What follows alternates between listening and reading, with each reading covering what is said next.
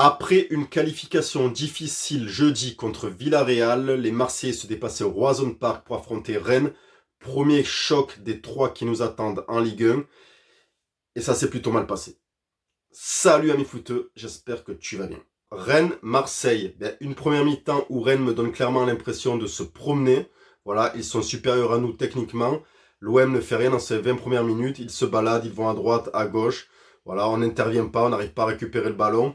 Et c'est logiquement à la 20e minute que Terrier, au départ du ballon, trouvera Gouiri sur le côté droit dans la surface de réparation. Gouiri lui remet.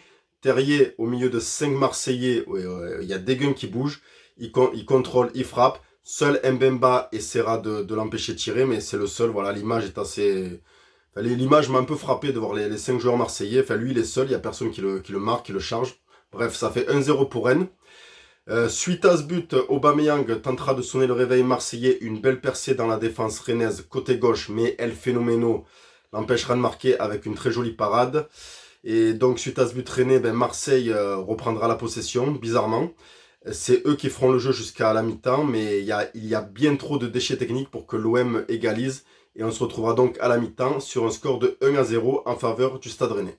En seconde mi-temps, les Rennais défendent plus haut, ce qui empêche l'OM de retrouver ses marques et ce qui fait que le jeu marseillais baisse clairement en intensité. On n'a vraiment rien à se mettre sous la dent niveau occasion. Jusqu'à ce qu'à cette 69e minute, Gay se fasse fausser illicitement par Santa Maria. Coup franc pour l'OM, le coup franc est bien placé, c'est une bonne occasion. Aubame, l'homme en forme, s'élance. Le ballon est détourné par le mur rennais, ça tape le poteau. Mumbagna a suivi, mais il s'en met les pinceaux et met le ballon à côté des buts de Mandanda. L'OM n'égalise pas. Et sur l'action suivante, c'est Truffert qui se fera faucher par Meite. Penalty pour Rennes.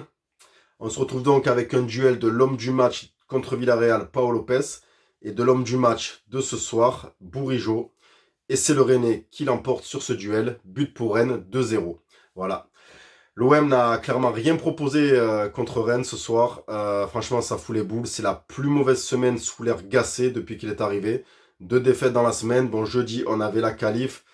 Là, on commence à se poser quelques questions, notamment parce que on sait qu'il va y avoir Rennes, Paris et Lille. Rennes, est-ce que c'est pas le plus faible adversaire des trois? Je me le demande. Du coup, ça risque peut-être d'être compliqué pour la suite. Voilà, c'était sur ces 3 matchs, on espérait, on se demandait combien on allait prendre de points sur 9. Du coup, il nous en reste plus que 6 à prendre. On sait que Paris ce sera difficile et que Lille ce sera pas la fête non plus.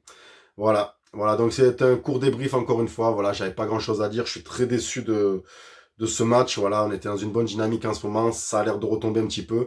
Il va falloir que les hommes de Jean-Luc Gasset se ressaisissent et qu'on trouve des solutions pour les prochains rendez-vous qui s'annoncent très compliqués. Voilà. Allez, n'hésite pas à liker, t'abonner, partager et à commenter si ce n'est déjà fait. Et moi, je te dis à bientôt pour une prochaine vidéo. Ciao, ciao.